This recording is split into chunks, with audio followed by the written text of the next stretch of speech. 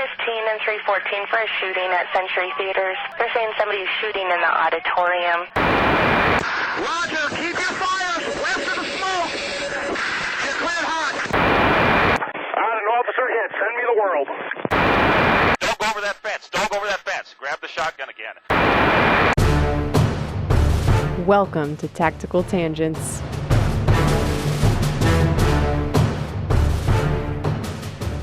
Welcome back to Tactical Tangents. This is Mike. This episode is brought to you by Drip Drop. Drip Drop Oral Rehydration Solution is an electrolyte powder that you mix with water.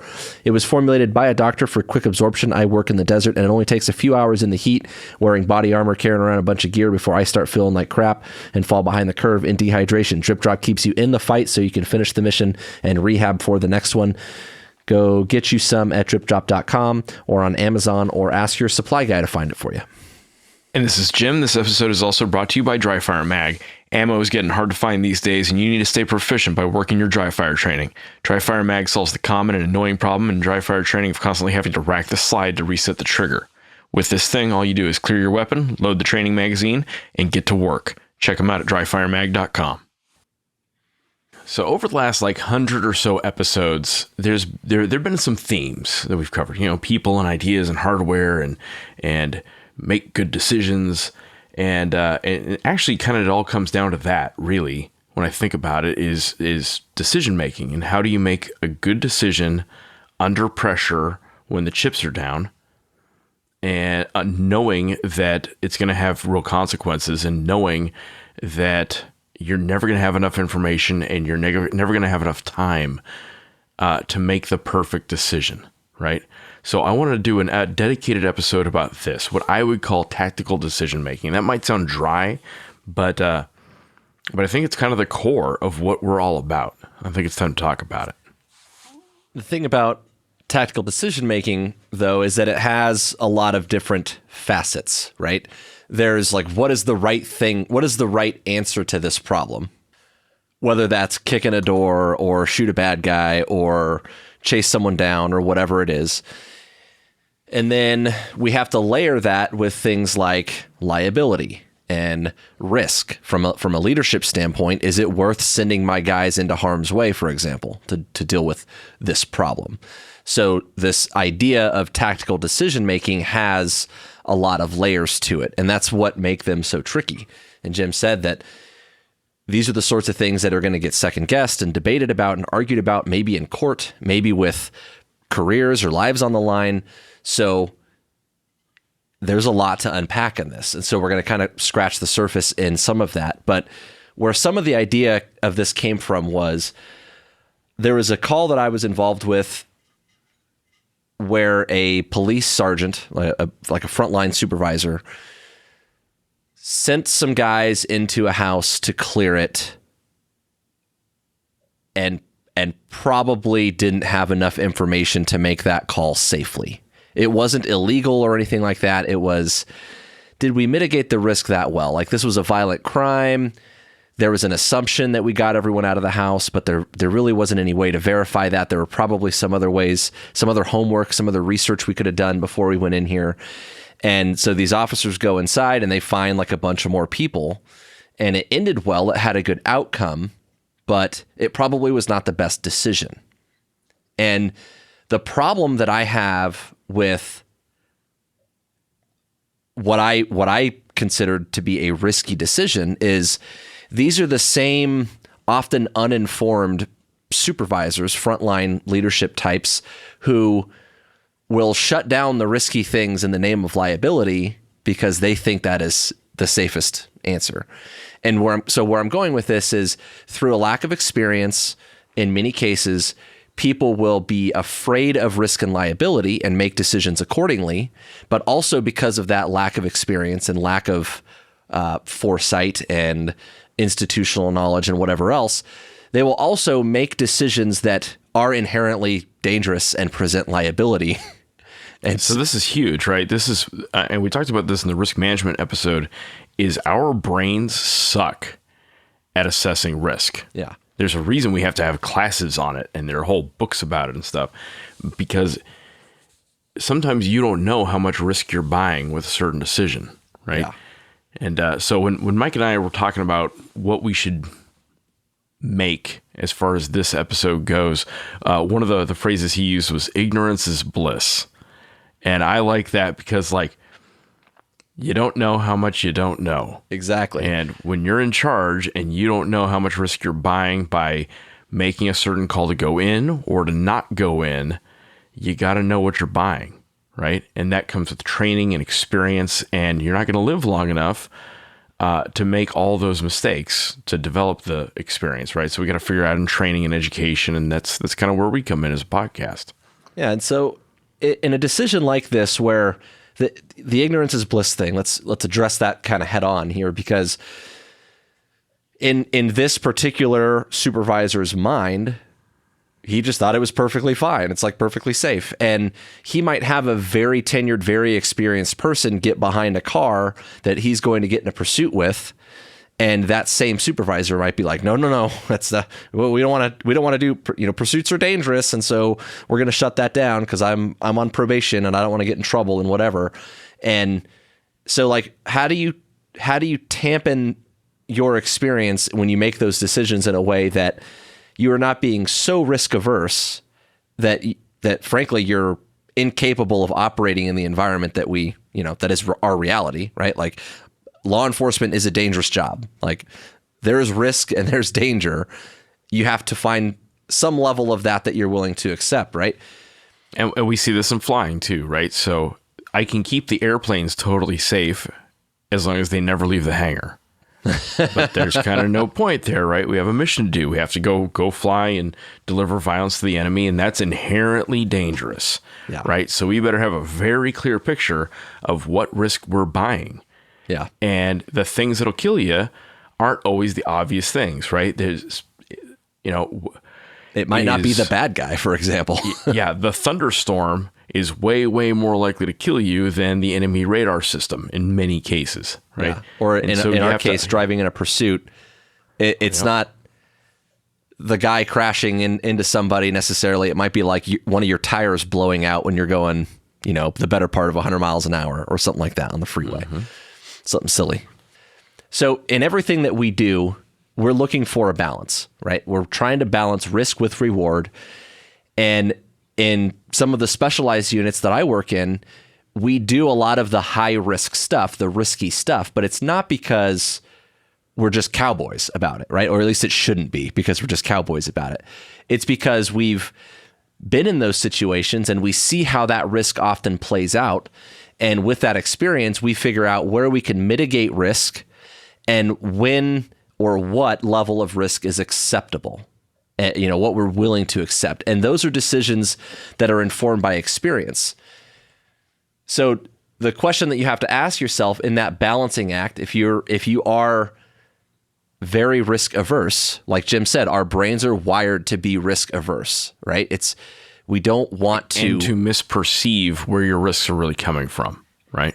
Yeah, and you would rather not lose something than gain something in most cases. And that's just psychology. That's how our brains work, right?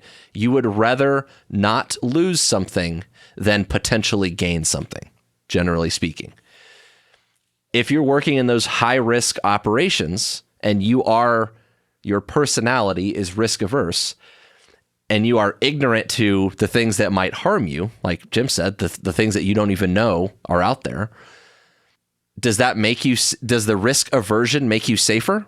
Like, just playing it safe and doing things in the name of liability and danger, like, are you really any safer? And I would argue probably not. And that's what we're trying to break down here. Yeah. And there are a couple different ways to look at this. There have been a lot of bad outcomes over the years that drove scandals and lawsuits, right? And senior leaders are understandably very concerned about them. That's true in the military. It's true in law enforcement. It's true in concealed carry. There's a very real concern with how a lawsuit is going to go. And we know what gets you to lawsuits, right? But sometimes that concern can get completely detached from reality. And we saw this. Mike and I actually used to run a survival school for high school kids. And the people who ran that program every time we turn around, they were like, "You're gonna get us sued," and we're like, "I don't think we're gonna get you sued. I think we're gonna teach an academic course, and we're gonna talk about different aspects of survival." And the other adults in the program got it in their heads that literally everything we did was going to end up in a lawsuit. And I think a lot of it was because those other adults really didn't know much about the law. All they knew about was like the horror stories. The risk, right? Yeah. The risk. And so, again, they kind of got a misperception about what kinds of risks they needed to be worried about. One of the things we saw in youth programs was way, way more kids got seriously injured, like hospital level injured, playing volleyball than doing the hardcore survival training stuff. But people aren't scared of volleyball. They're scared of survival training, right? And that's, I think, kind of goes into what Mike's talking about he understands the risks of clearing a house because he's a SWAT guy 2 or 3 levels deeper than a typical patrol guy might. And that doesn't mean patrol guys don't know how to clear houses. I'm sure they do, but he's a specialist in that, right? That's part of the special weapons and tactics he gets paid to have a deep knowledge of all the things that can go wrong as he's clearing a house. So he can see that. Whereas someone, turning off a pursuit, there's the obvious things that can go wrong, but one of the things that you're buying when you turn off a pursuit is what happens to that bad guy who gets away. What happens to the people that guy victimizes? And you're buying risk for society every time you let that guy get away. But again, you don't get sued for the guy getting away. You don't get sued for that guy murdering a family. But does that make you like the good guys just because you avoided the lawsuit? How jacked up is our society if that's really what's driving your decision making? Another component of this, when people worry about this stuff, is it has a lot more to do with answering difficult questions than actually getting sued or in any kind of trouble. Mm-hmm. So a lot of times they're worried about the liability, but really what they don't want to do is have to stand in front of a press conference and explain, these were the things that we were presented with. These are challenging decisions, and here are the reasons why. This is the decision that my guys went with, and I support them because these are difficult decisions. And if I have to do some retraining or some follow-up training or hold people accountable, then I will. But it is what it is. Like, this is the job that we do. It is risky. They are not always going to have good outcomes. And we are tricking ourselves into thinking that making decisions in the name of liability are going to avoid those bad outcomes. Like Jim is saying, these people oftentimes need to be caught for a reason. We're not doing it for fun, right? I mean, that doesn't mean it also isn't fun sometimes, but bigger picture though, these are people oftentimes that need to be caught. And we get so terrified of having to just stand up and own that and explain those things that it hamstrings our efforts. And so we have to, again, balance the risk versus reward here. So as it relates to making these decisions, one of the key questions is asking yourself how much information you need to make a decision. And one thing that we've talked a lot about in our personalities, the type of personalities that get into this line of work, is we tend to be risk comfortable. We are okay with some risk, right? And if you compare this to something like investing or, gambling, right? You risk a lot to save a lot. In our cases, when we talk about something like hostage rescue or active killer intervention, and you go, hey, you know what? We're not talking about perfect building clearing tactics. If I'm going in on an active shooter or something like that, these are not going to be perfect building search tactics. This is going to be a lot of just hurry up, go through the motions, close with and kill the guy. And I'm taking extra risks by moving that fast, but it's risk a lot to save a lot, right? Because every second, bang, bang, bang. Those are bodies hitting the floor, potentially. So risk a lot to save a lot. Hostage rescue, it's the same thing. So if you think about, like I said, investing, right? And you're riding that market volatility and you say, hey, you know what? I'm gonna make a really aggressive investment here. I might lose some along the way, but over time, the compound interest, I should still win, right? And as it relates to tactics or tactical, quote unquote, decision making, fighting related decisions or crime fighting related decisions or whatever, consider how much information you need to make a decision. Do you expect 100% of the information to make a decision? Well, that's not real, right? That's not. You're going to have a rough time making decisions in life. Right. And if you think about it, think about the medical world, right? Being a doctor and a patient comes into your office and they say, hey, doc, these are the things that I'm having going on. Signs and symptoms. The doctor does all kinds of labs and x-rays, and it's not an emergency situation. He can get all the information he wants along the way to come up with the diagnosis, right? Well, in the emergency room, they don't have that, right?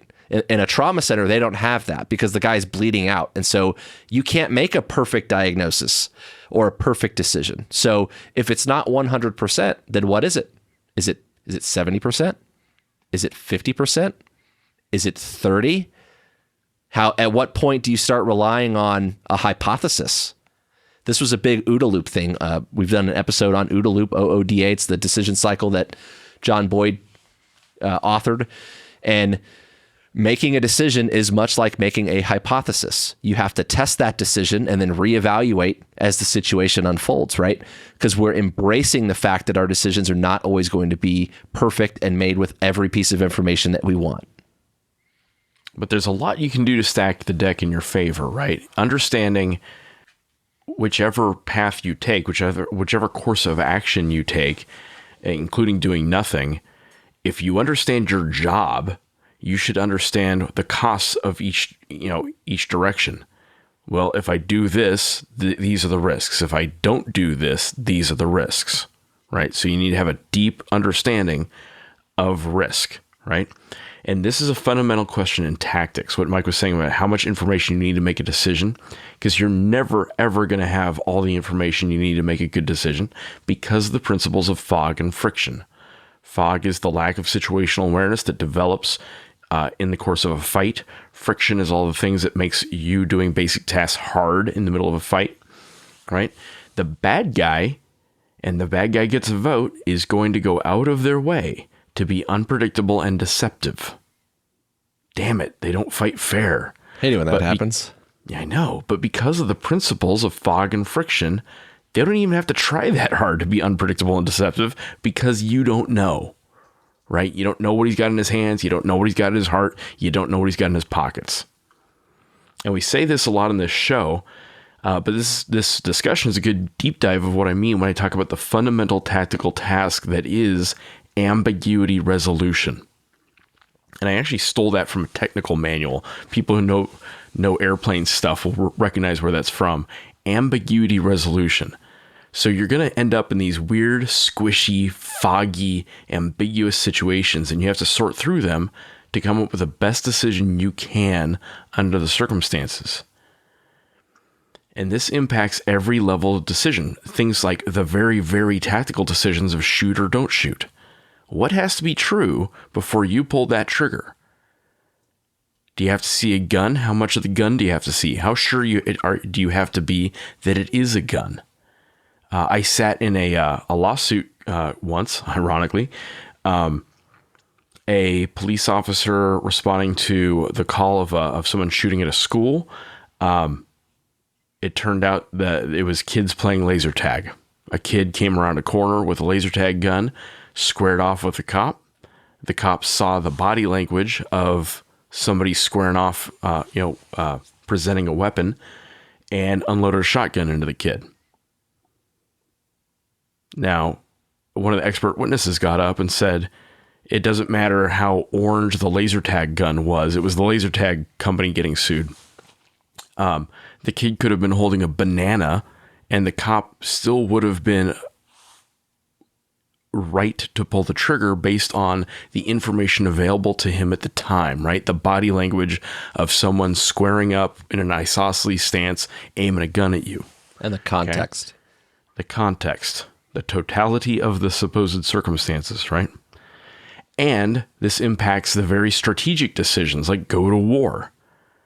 How sure do you think the Bush administration was that Saddam Hussein had weapons of mass destruction? And that's kind of more rhetorical than anything. I have my own theories about how sure they were. But gosh, there were some intelligence failures going into that were informing that decision. It wasn't just Bush, remember, it was also other countries in the coalition. I would also go further and say this decision-making task is a leadership fundamental. It is the job of a leader to make decisions. That is maybe the most fundamental job of a leader, if you think about it, right? Which means this needs to be a big factor in how you pick people for leadership roles. Oh, we don't just pick them because they're super charismatic. Or they pass the test. Them just because, they tested well. We pick them because they can make good decisions under pressure. They have a record of making good decisions under pressure. With imperfect information and competing priorities. Yep. And when you're interviewing someone for a leadership job, this is the kind of thing you want to kind of test for in your interview. There's what is it? There's like the classic ethics question of there's two sets of train tracks and you have the switch and you decide which way the trolley goes. Yep. It'll run over 30 people or half as many people. Yeah. And it doesn't even matter what your answer is. What matters is that you can come up with an answer in a stressful situation like an interview, right? At least as far as I'm concerned. Maybe some ethicists have an actual position on that. I don't. So. Yeah, the trolley problem, the classic, it's if the train continues down the tracks, it's going to run over 5 people. If you throw the switch to switch the tracks, it's going to kill 1 person. And the ethical dilemma is essentially that if you do nothing, 5 people are going to die, but it's not because of anything that you did per se. But if you do something, you are killing that individual, essentially sentencing them to die, even though that saves the other 5, right? So that's the trolley problem. And there's a lot of variations on that one too. And I can tell you, every tactical leader I've ever worked for who I respected wouldn't even blink at that question. Correct. Like it wouldn't even be a question to them. Yeah. So what does this look like? Making decisions with less than 100% of the information. It's not just how much information we have, but also what's the certainty or reliability of the information that we do have. So an active killer at a school, like Jim's scenario of the laser tag thing. If you're getting several calls and there's corroborating information, that helps. But if it's one call that you're getting and something like that would generally get a lot of attention, then you're kind of like, is it though? Right? And one call is enough. So you have to kind of assign reliability to the information that you're getting on anything that you do. And what are the variables? One of the biggest things when it comes to mitigating risk in this sense is what are we actually talking about in terms of being wrong? Is this people are going to get hurt or killed? Is this, we might lose the case in court? Is it, I might be embarrassed and have to answer difficult questions, right? I just don't want to be wrong. A lot of people are motivated by how they're going to be perceived by their peers, right? Or by their boss. They would rather die than be embarrassed. Yeah. That is very, very true, right? So I call this concept, take a second for safety. Before you Leroy Jenkins into a scene, stop and ask, what could go wrong? Or ask yourself, what if I have this wrong? Right?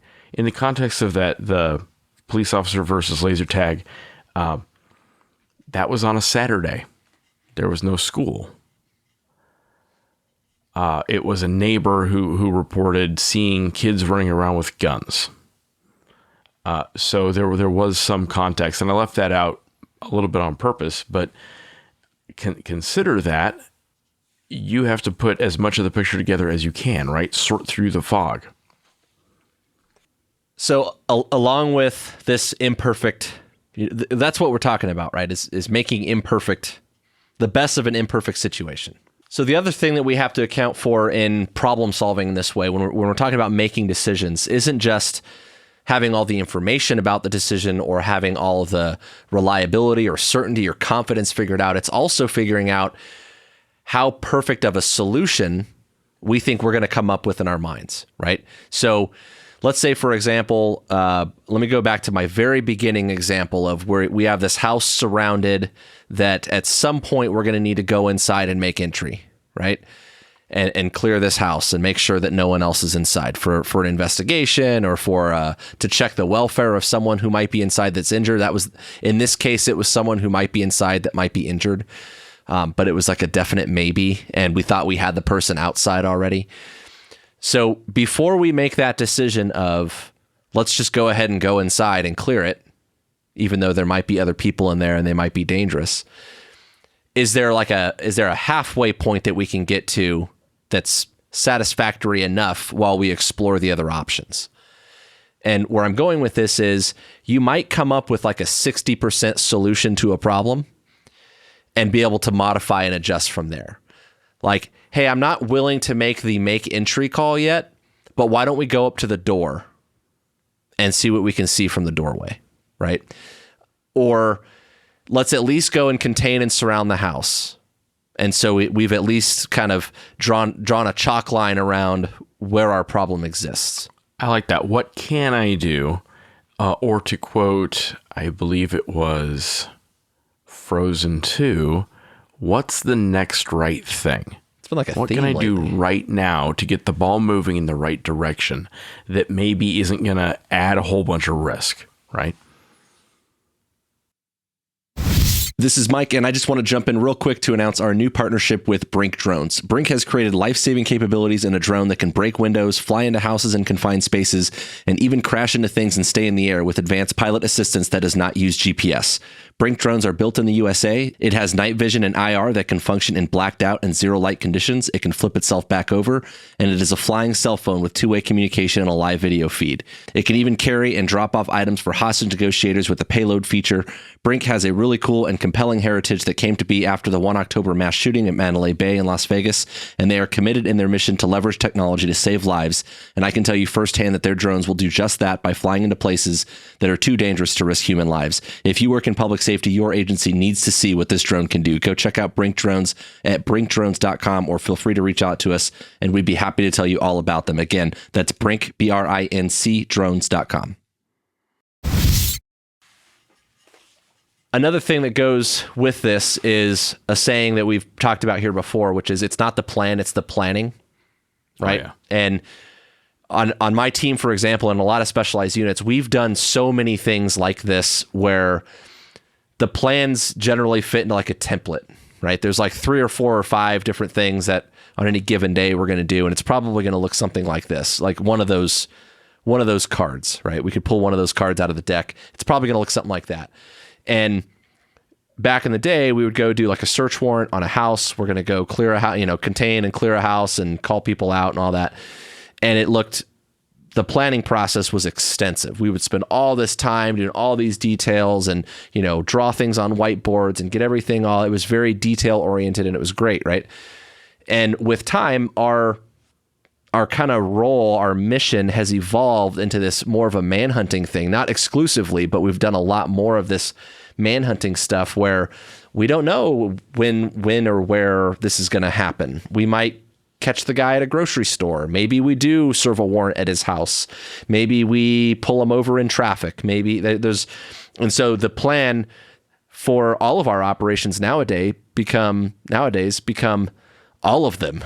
What's the plan? All of them. All of the plans. We're going to find the guy and then we're going to do SWAT shit. That's kind of how it goes. And we have embraced the idea of making a plan on the fly. And a lot of times when we execute whatever it is we're there to execute to catch this guy, it might not be a perfect plan.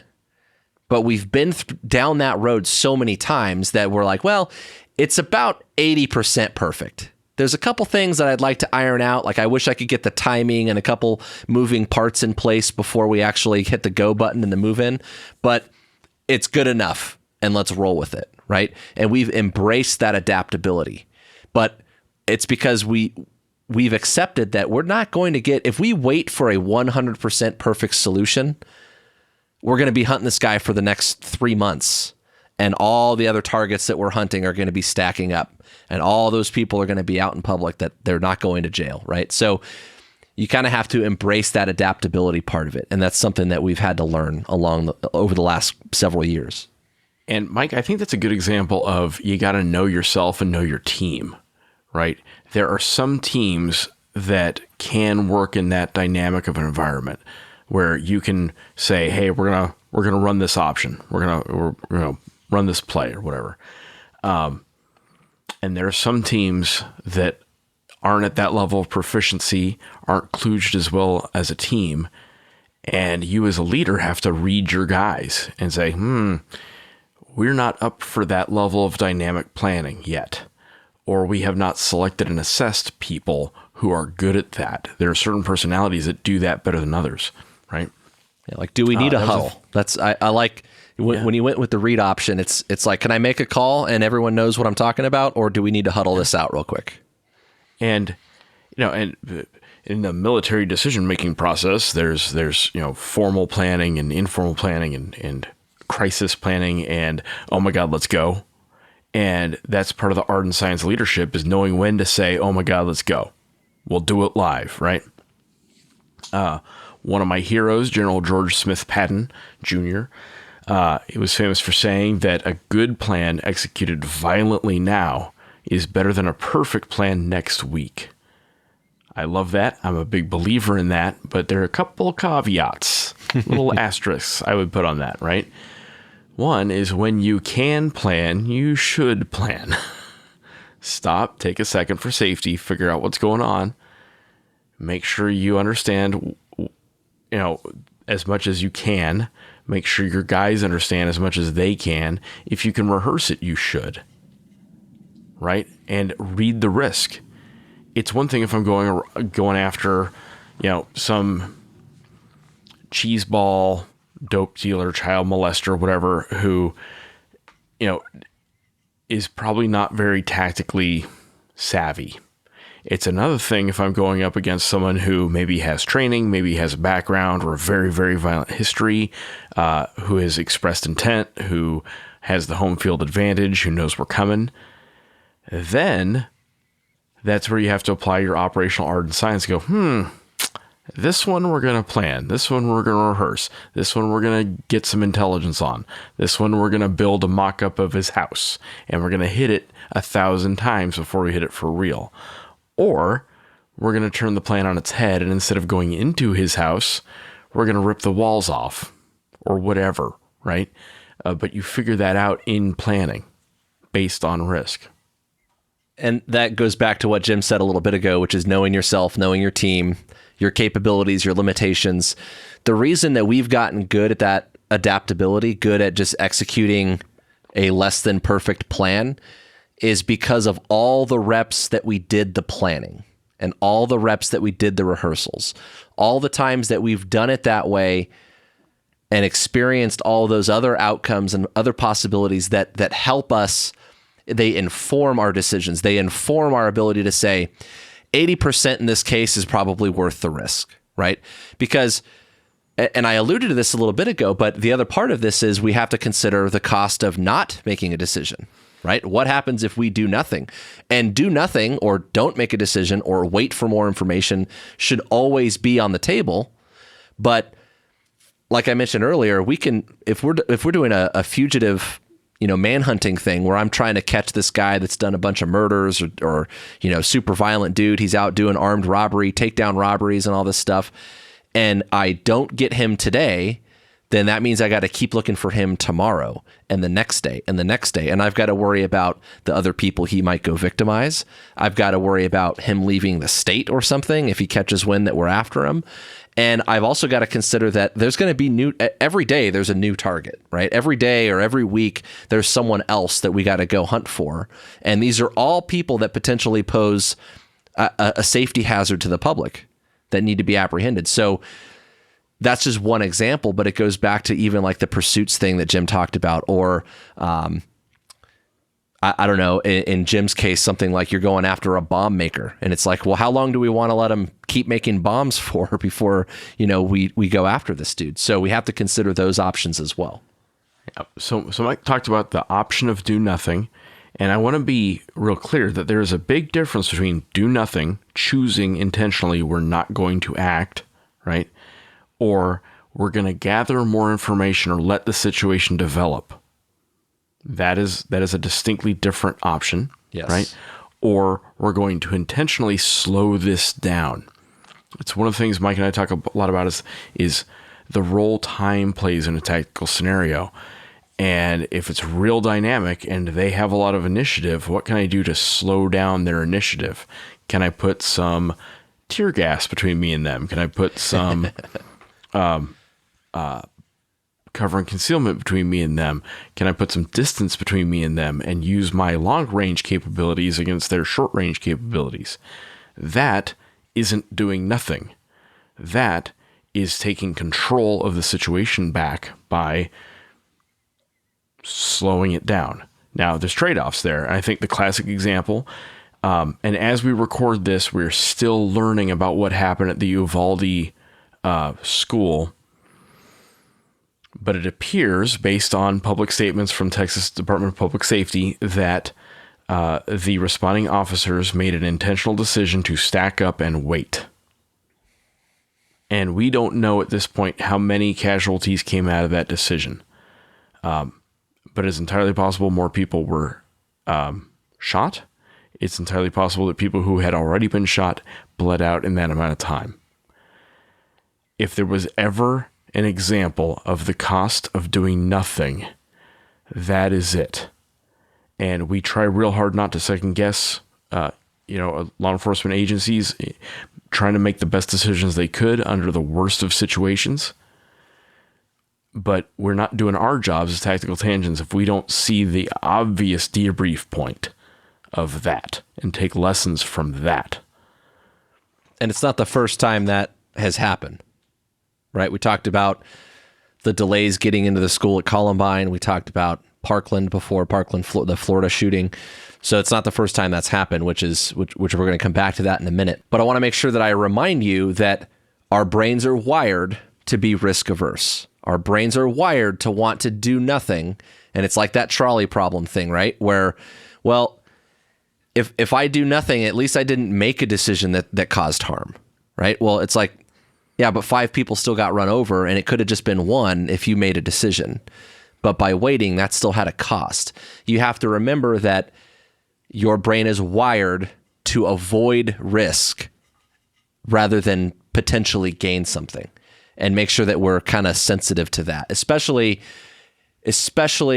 true if you are a risk comfortable person, though. Also the flip side, right? Which is I'm cool with risk. And so I'm probably wired to take a more risky choice. So we have to make sure that we're just filtering that. Yeah. And this is a weird juxtaposition, a weird kind of nuance, right? We, the people in the tactical realms, the law enforcement, military, personal concealed carry, generally are risk comfortable. We are generally action-oriented, and we know we should be generally action-oriented.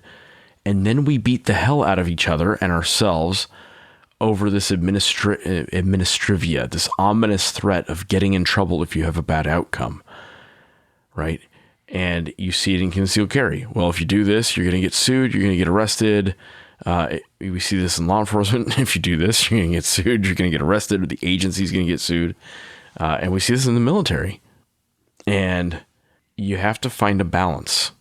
You have to find the balance of risk where you are managing your ability to defend your decision, which is a real thing. You have to be able to stand tall in front of the man and say, I made this call and here's why, right?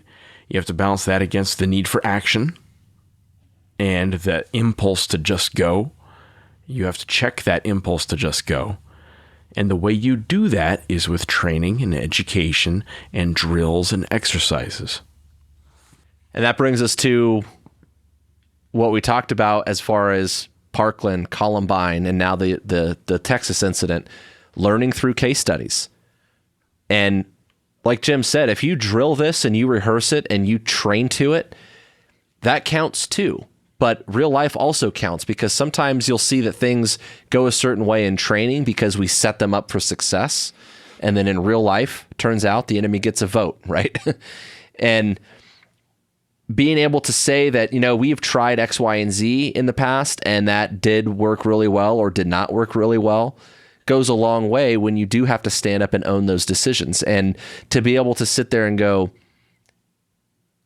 I know what the possible outcomes are here, good and bad, right? Like the good outcome is that we're the heroes and we save the day and everything's cool and, it's all good and the bad guy goes to jail and whatever.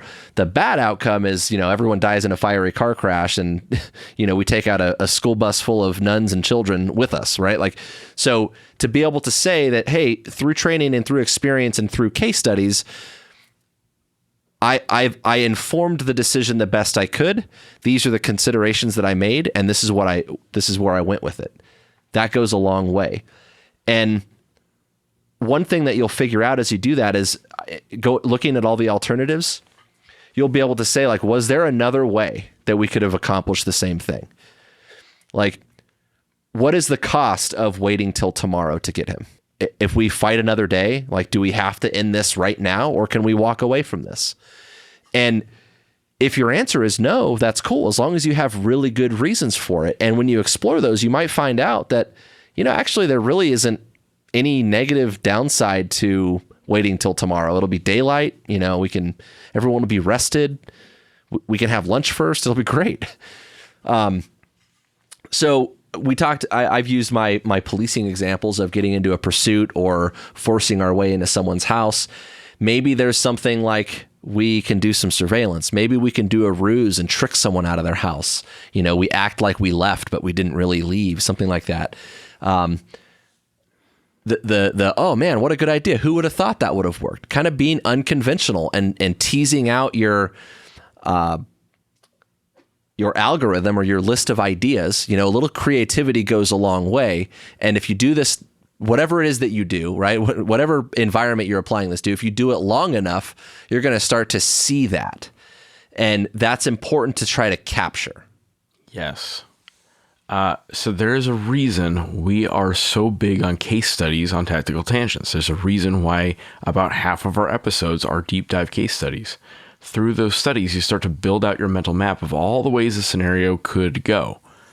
And hopefully that informs how likely that outcome is and how dangerous that outcome is, and all the errors that have led to bad outcomes. One example of clearing a house when you haven't thought about all the ways that could go. A couple of years ago, an agency in Georgia cleared a house on a drug warrant, and they threw a flashbang in, and it didn't occur to them that there was a crib right inside the front door. That's a bad one. They put the flashbang in the crib with the baby. Yeah. If you haven't cleared enough houses, you don't know that sometimes the crib isn't always in the bedroom. Right? And again, we don't want to second guess, but man, if we don't all learn that lesson, we're doing it wrong. Right? Ultimately, the case studies help you build out your algorithm, your decision tree, if you will. They inform things like your basic flows and processes. For example, on the military side, I know from 100 years of institutional knowledge that I need to do rescue, like combat rescue, in a certain order, or things are going to get fucked up. I have to do the report, I have to do the locate, I have to do the authenticate, I have to do the support, the recover, and the reintegrate. If I go to rescue somebody and I haven't authenticated them, I'm getting my whole rescue team into an ambush. That's bad. That's a bad outcome, right? It's like, ask me how I know. Yeah. I know from 20 years of hunting terrorists that my network attack has a certain flow. I find, fix, finish, exploit, analyze, disseminate. And if I don't do that process fast enough, I can't shock the network, which is what I really have to do in order to defeat a network. Now, that all being said, as much as we love case studies and we love learning from examples and anecdotes, we also have to accept that stories and anecdotes and case studies have limitations, right? They're snapshots. Oh, yeah. Yep. So one thing to consider or to look at, or at least to account for, is the difference between stories and anecdotes compared to like data. And data is a funny thing. We're not going to deep dive like probability and statistics, but understanding that like the meta, right, the collection of all of the active shooter events over all of the years, for example, is different than saying, well, this is what happened at Columbine, or this is what happened at Parkland or Aurora or whatever. So being able to say, my knowledge of active killer incidents is that this is how they end. Like the data on that, the FBI pushes data out. They do updates all the time. Go read those reports and see why close with and kill the guy is an effective strategy and a relatively safe one, to be honest. Because most of the time, they either self-inflict or a lot of times even give up as soon as they meet any meaningful resistance. So confronting an active killer might not actually be a terrible idea for a first responder type, right? With the data, with the analysis, right? The big picture, kind of the numbers that go into that stuff, you have to consider frequency and severity. Jim kind of touched on that, like not only how likely these outcomes are, but how bad those outcomes would be, but also it's not the odds, it's the stakes. So it's possible that if we walk away, nothing bad will happen. But if we're wrong, like, is someone going to die? Because then it's not worth that chance, right? If the chances of, if the odds of them not being captured tonight is we just get him tomorrow instead of tonight and no one else is necessarily in danger, we've accounted for the safety of the victims or something like that, or we know his pattern of life, like we know where he's going to be most likely, then that goes a long way in saying that really, the outcome is probably not going to be that bad if we don't get him tonight. It would just be nice. It would be nice to close this out, but there's not really a whole lot of extra risk there, right? So and there's always that like wild card chaos factor and that you just can't account for, and that's life, that's war, that's fine, frankly. So it might be a very, very low probability, but it still happens, right? You get a black swan, something like that. Yeah. I'm big on the difference between science and screwing around is writing it down. You have to collect the data and lessons learned if you want any hope of building up your institutional knowledge. And you have to look at that data critically, right? Because people lie to themselves and each other with data, with numbers. One of the things that I want you to think about in terms of police officer stuff is what kills cops. And when we consider the casualties in nationwide, or when we look in a region or in a state, what is killing cops? Is it gunfights? Is it medical emergencies? Are they having heart attacks on the job? Is it car wrecks? Is it suicide? And this is where you get a sober assessment of risk, when you start to understand what is actually putting you at risk, right? And that should help drive your decisions. Same with civilian concealed carry. Wherever you live, you should have a decent idea of what's going on with crime where you live. And if you don't know, go ask. Go talk to the local police department and say, hey, what is the most likely way I'm going to end up in a fight in the city? Maybe don't word it like that, but like that's what you're trying to figure out, right? How often are people getting held up in the parking lot at the supermarket? How often are houses getting broken into? And if you understand that, you understand kind of the statistics behind it, that will help drive your preparation and your training and stuff like that. So as we start to bring this to an end here, we've talked about how there's a big difference as far as risk goes when you're making decisions between knowing and understanding the risks and responding to those appropriately versus just not having a clue and just winging it, right?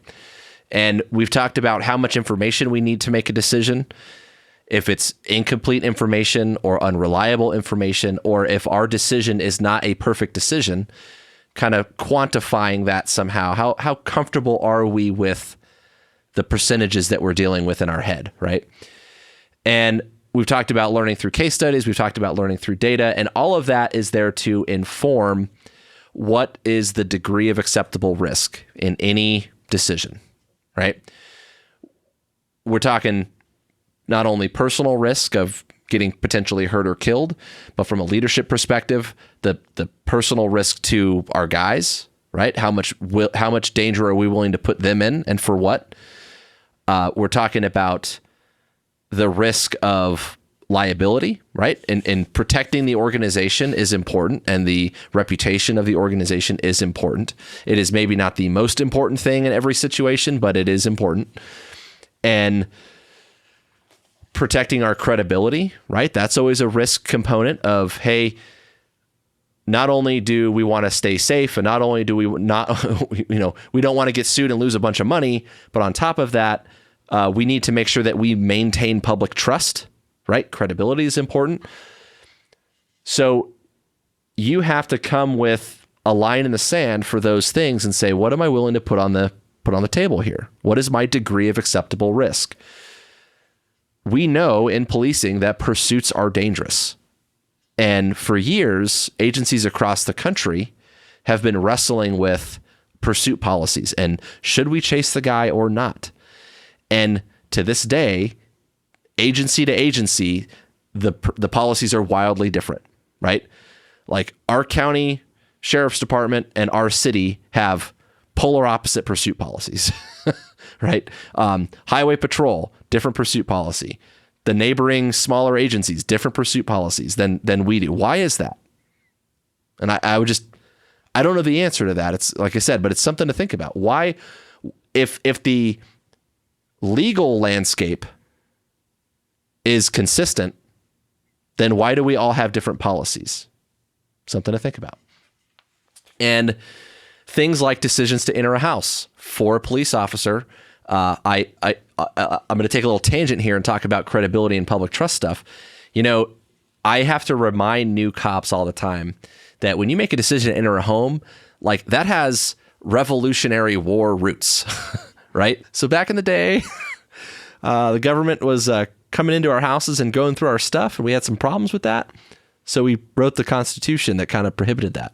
So these are the sorts of decisions that like you have to take that second and figure out like, am I making this for all the right reasons, right? Important questions, I think, that will drive this for you. If you're talking about deciding how much you're willing to put on the table, your degree of acceptable risk. What is the objective? Is it to save life or limb? Is it to apprehend a suspect? Etc., right? Depending on what it is that you do. And what's the timeline? And do you have a vote in the timeline?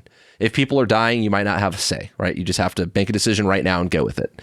But if you are talking about going to some place to do something, is that a timeline that you have control over? And if it is, that should affect your decision making, right?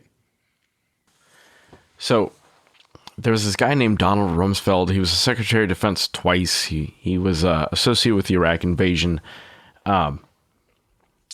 Kind of a controversial figure. And one of the things that he said when he was kind of at peak controversy was that there are known knowns and known unknowns and unknown unknowns. And everyone thought that was really funny, but it turns out that was actually really insightful and very important to understand as a key decision maker. What do you really know? What do you know you don't know? And what do you not even know that you don't know? And worst is when you think you know something and you really don't, right? And it's fun to say, but it helps drive some really important tasks. For example, when and what are my decision points? When do I have to make the decision? Do I have to make it right this second? Do I have to make it based on some event? How long is it going to take me to act on that decision? Because I have to back up the decision in time to act in time, right? What are my critical intel requirements? What do I have to find out? What do I have to know before I can green light, right? What is my leadership wake-up criteria? At what point do I need to call my boss? And sometimes there's an actual formal list of like, no, really, wake me up for this, this, and this. If a plane crashes, wake me up, right? I've also had bosses who are like, under no circumstances, wake me up. That's fine, but that tells you something about what decisions are delegated to you, right? I also need to understand my bosses well enough to know what information I have to feed them to help them make a good decision quickly. And the better you know your boss and the decisions they have to make, the better you can make that whole process go, right? And speed things up. So I think that's all I got on this topic. Decision making is a big deal. I wish I could give you some magical answer. I wish I could tell you to go learn the military decision making process, the MDMP or whatever. There's an actual whole field of study on military decision making. It's not bad. It's actually worth kind of looking into, but it's not going to make you make a really good decision in a crisis, right? It's just going to help you think about how to develop out options, right? And that's valuable, but that's not really what we're talking about here. What has to be true for you to pull the trigger? What has to be true for you to call green light and send a stack of guys into a door? What has to be true for you to launch the fleet? And that is why you get paid the big bucks as a leader, is to be able to make those decisions and stand tall in front of the man over it. Good luck. My final thought on tactical decision making is understanding that there is some art and some science to it. It's one thing to understand the geometry of the angles in a house and why going left or right might be better in whatever given circumstances, right? Like, you can sit there and draw out a room with a diagram or whatever and come up with a perfect scientific reason to back up your claim. But the art comes in when something changes and you still have to make that decision with imperfect intelligence, right? Or when you have to teach your guys how to make those decisions. And maybe you've done it hundreds or thousands of times, but they're on their first or second or fifth op and they've got to know how to do it right. How do you teach them to get there? So there's a whole lot that goes into this from a leadership standpoint, and from a decision-making standpoint. My job as a trainer or as a leader should be to shape the decision-making of those people that I'm trying to coach or to help. So just understand that there's a lot that goes into that. That institutional knowledge stuff is big. Embracing that adaptability and that the uncertainty that comes with a lot of this is what makes you good at making those decisions quickly. Because in all of this, like I said, the timeline's always compressed, the priorities are always competing, and the picture is not always perfect. So you have to kind of just embrace it. So that's all I got. This episode is brought to you by Ride-On Optics. Ride-On is bringing you high-quality glass at a great value. I use and trust their scopes, binoculars, and red dot sights, and you can too with their unconditional lifetime warranty. If you ever have a problem with their gear, they will replace it, not repair it. Finish up your next build and keep a little extra cash on hand for ammo so you can actually go out and shoot that thing. Find your next optic at rideonoptics.com. This episode is also brought to you by Manus X. We've talked a lot about the tactical fantasy on this podcast, and one of the quickest ways to break your tactical fantasies and actually improve your performance is by getting real feedback. One of the ways you can do that is with Manus X. You're not going to get better at shooting on your own. You need practice, data, and coaching, and you need to make the most of your ammo with good live and dry fire training. Manus is a family of training devices that tracks you while you train. It times and tracks everything you do in a drill and coaches you as you go. It is indispensable to taking your shooting to the next level. Go find them on manusx.com. Don't forget that we put out new episodes on the 1st and the 15th of every month. If you like what we're doing, you can head over to Patreon, give us $1 for each new episode. That money's going to go back into bringing you good content. If you want to interact with us, you could find us on Facebook, Instagram, and Twitter. We are at TacTangents. You can also email info@tacticaltangents.com. And one last thing, our Facebook discussion group. We've got a little group going on Facebook. If you go to the groups tab on our page, you can join it. We've got more followers on our page than we have in the group. So I know there's some of you out there following the Facebook page that are on Facebook that are not in the group. Lots of like-minded people in there. So come hang out with us. All right. That's all we got. Good talk.